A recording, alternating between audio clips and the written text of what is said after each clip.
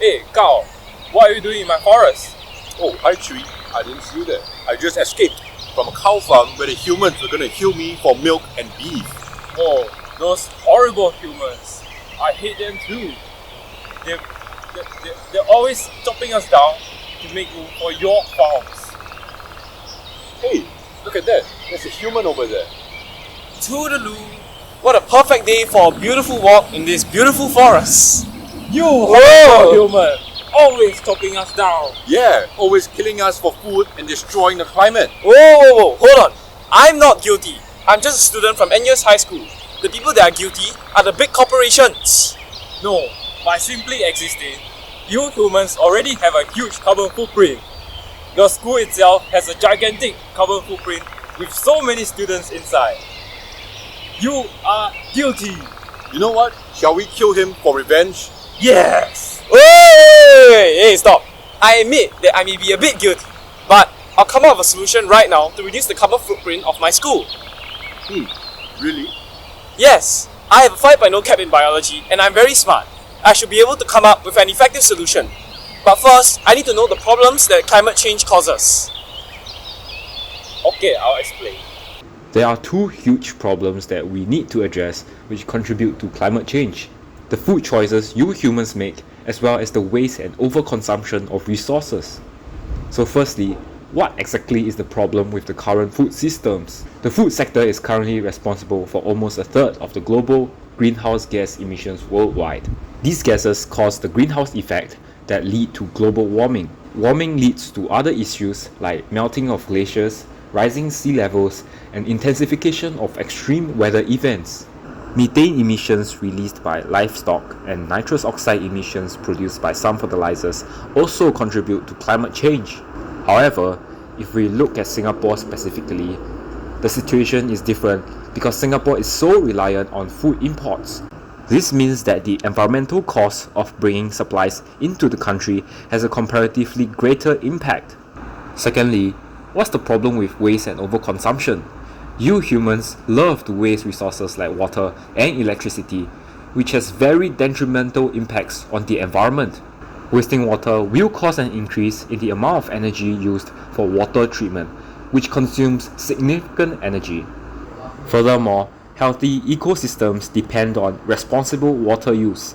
Wasting water could cause more wastewater to be dumped into the environment, or reduce the amount of natural water available in ecosystems.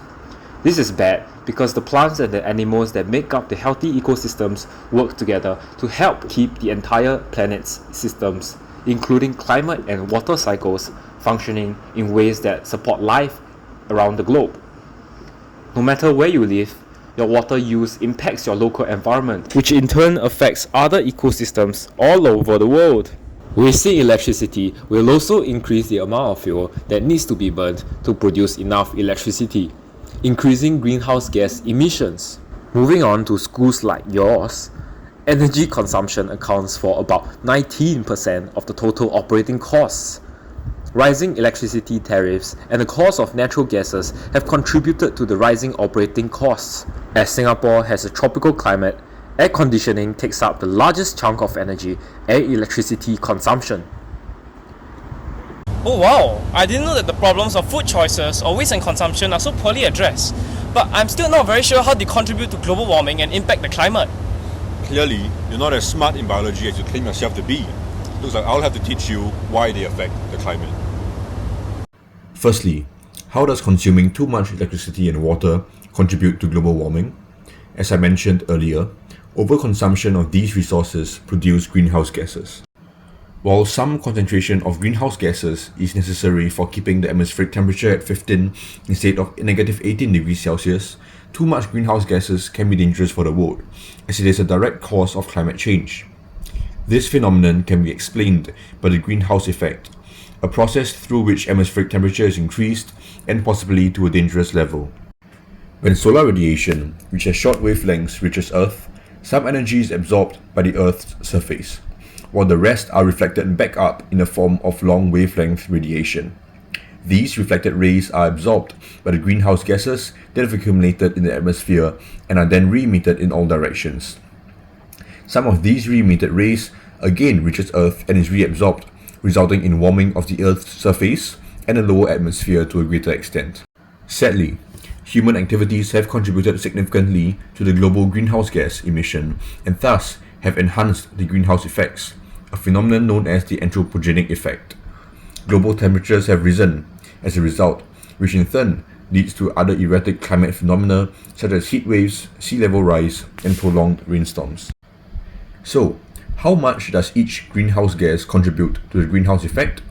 How bad a greenhouse gas is determined by three factors. Firstly, concentration, which is its abundance. Secondly, lifetime, which is the amount of time it stays in the atmosphere. Lastly, its warming potential, which is the amount of heat the gas traps. The main greenhouse gas is carbon dioxide. In particular, 65% of carbon dioxide emission is generated from fossil fuels and industrial processes, and 11% of which is produced from forestry and other land use. While carbon dioxide has a relatively low warming potential as compared to other greenhouse gases, it has one of the highest atmospheric lifetime of around 50 to 200 years.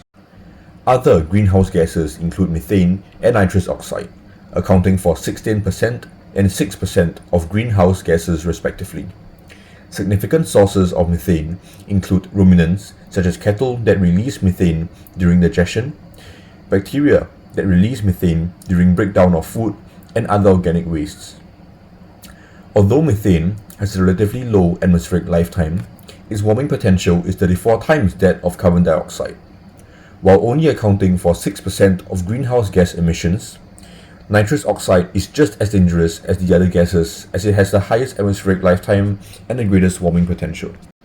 Next, I'll explain how your poor food choices impacts your carbon footprint in a negative way. Carbon footprint refers to the amount of greenhouse gases generated by an individual, organization, country, or any other entity over a period of time. Meat and other animal products contribute to 58% of food-related greenhouse gas emissions. Beef and lamb contribute to 50% of all farmed animal greenhouse gas emissions. Cutting meat and dairy products from one's diet would reduce one's carbon footprint from foods by 2/3. Enteric fermentation occurs in the stomachs of ruminants, a process by which anaerobic bacteria, fungi, or protozoa in the gut break down carbon, carbohydrates, cellulose, and sugars into volatile fatty acids such as butyric acid, acetic acid, and propionic acid, used by ruminants for metabolism, as well as carbon dioxide and hydrogen gas as byproducts. Anaerobic bacteria, methanogens, also carry out methanogenesis to convert carbon dioxide and hydrogen gas into methane gas, released through belching and flatulence. Animal-based foods have higher carbon footprint than plant-based foods. For most foods, most greenhouse gas emissions result from land use change due to above-ground changes in biomass from deforestation, and below-ground changes in soil carbon, and from processes at farm stage due to methane emissions from cows, methane from rice, emissions from fertilizers, manure, and farm machinery. Along the way, food processing, transport, retail, and packaging also contribute to emissions. Now I understand that the food I choose, especially from cows like you, can lead to devastating climate impacts. Waste and overconsumption will only aggravate the greenhouse effect by producing more greenhouse gases, which accelerates global warming. Thank you for your insights, Tree and Cow. I think I can come up with a way to solve this. I propose that my school uses an all-encompassing web app called My Carbon Footprint. I propose a school-wide gamified carbon footprint management system that tracks the carbon footprint as well as the per capita carbon footprint produced by the school population. Every individual's carbon footprint can be tracked and tallied to determine the overall footprint contributed by each class, cohort, and even the entire school. To track the carbon footprint at different levels of the school organizational structure, we opt for a semi-automated process. More specifically, the tracker, which is a web application, will be the automated platform on which the users input and store their carbon footprint on. This idea would involve the use of an online tool such as a website or an application, perhaps as part of our newly launched eSpace 2.0 that tracks the students' carbon footprints. With the upcoming introduction of e-payments in the canteen to order food, as well as easily accessible student records on the school database, an estimate of the total carbon footprint can be calculated relatively easily. We can do so by setting up an order system that collects data on the food purchased by the students. This data can then be used to calculate the carbon footprint of each student. While this will be kept confidential, the individual footprints of the students in each class can be summed up and made available to the class. The electricity usage of each classroom can also be calculated at the end of each month using the meter and updated on this website. The amount of electricity used can also be used to calculate the carbon footprint contributed by the class. With this data, the school's daily, monthly, and yearly expenditure will be reflected, paving the way for possible future competitions. The system can also go one step further to encourage the students to take specific steps to lower their carbon footprint, to educate the school population about ways that they could reduce their footprint. The school's monthly energy, usage, and cost expenditure will also be reflected on the online platform for students' awareness and the school's pursuit towards sustainability and decrease utility costs. To encourage the use of the tracker and participation in carbon-reducing activities, a gamified reward system can be introduced to reward students for their sustainability efforts. To redeem rewards, students can earn points during every reward season. Points can be earned through carbon-reducing efforts, mainly by opting for food options with lower carbon footprints. At the end of every day, the amount of carbon footprint per calories consumed will be tallied, and the corresponding number, points of the range, that the calculated statistic falls within will be added to the student. To ensure that the students maintain their carbon-reducing efforts, the season will be restarted every month or term, and the points cannot be carried over to the next season. As a class, points could be earned as well through class-wide sustainability efforts. However, these efforts will be monitored by mentor reps who will report to newsrooms for their points to be registered. Similarly, at the end of every season, the top 3 classes will be rewarded. Oh wow, that's a very good idea. I can see its relevance, usefulness, and value to solving the problems I discussed. This seems to address 2 areas in the SG Green Plan, which are strengthening green efforts in school and green citizenry, reduce waste and consumptions. For strengthening green efforts in schools, you have identified the food choices of both students and staff as a problem that could be addressed through your idea. Since the food sector is currently responsible for about a third of the global greenhouse gas emissions, if we are able to get students to control their food choices, we will be able to make significant progress regarding the SG Green Plan's goal of working towards 2/3 reduction of net carbon emissions from the school sector by 2023. Since this system will allow students and staff to track their individual carbon footprint through their food consumption in the school canteen, hopefully, the increased awareness on their carbon footprint would encourage them to lower it through changes in their food choices. A short survey on 30 students on this idea showed that 86.7% of participants were willing to use a system that would allow them to track their carbon footprint, while 73.3% believe that having such a platform would encourage them to lower their carbon footprint. Regarding green citizenry, we hope the interclass or intercluster competitions will incentivize the school to reduce water and electricity consumption, be it in classrooms or in boarding school.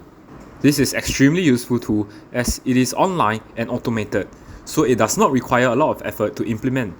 It also involves everyone, from staff to students. There is clear value in these ideas since it is currently not used in any schools. Thus, it will be beneficial by providing previously unknown and yet useful information. It will also be easily replicable in other schools if it is shown to be successful in your school. Yeah, this app is also quite practical and feasible to implement. It clearly has a heavy focus on sustainability as well. It is quite feasible as it is low cost. The app can be designed by your own NUS High students, such as those in the CS interest group, who are equipped with the necessary skills to design the app. As the school is currently moving into digital payment in the canteen, this idea could be implemented with ease together with the current changes being made. The app also includes an incentive section which encourages them to be more green through the incentives till it hopefully becomes habitual. The app also contains tips on how to reduce their footprint in the app so that they have an idea on where to start, as some might wish to be more sustainable but could be unaware as to how they could go about doing so. Thank you. I know I'm really smart, what an original and inventive app I've come up with. However, this app doesn't come without its assumptions, limitations, and shortcomings. Let me elaborate. One possible problem is that recording of the foods ordered could take a long time, especially during peak hours in the canteen. As such, I propose an innovative system of using our NUS High School student card to pay for meals at the canteen. When tapping the student card, the canteen vendor could select the food ordered by the person, and the system could automatically calculate the footprint of the student, which will be updated in the database. The student card could be linked to the student's EduSave or Giro account for easy cashless payment. This could also be a key step in moving cashless, which would allow our school to move in the right direction of being greener. This would also reduce the waiting time largely, since the entire process is automated. Another possible problem is that not all the footprints of all the food is available online, so it will be difficult to calculate the footprints of all the foods and drinks ordered by the person. The footprint calculated also only refers to CO2 emissions and not the other greenhouse gases, so it might not be an entirely accurate representation of the impact of each individual on the environment. Furthermore, the footprint of each food is taken from online, which may not be an accurate representation as it fails to take into account emissions due to transport and retail, which is difficult to obtain. While the carbon footprints of drinks will still be added to the student's total footprint, we are unable to provide a point system for drinks, as some drinks like coffee have 0 calories but have a high carbon footprint. So, can you guys let me go? Carl, do you think we should let him go free? Actually, I still don't like this arrogant little human. Let's kill this monkey.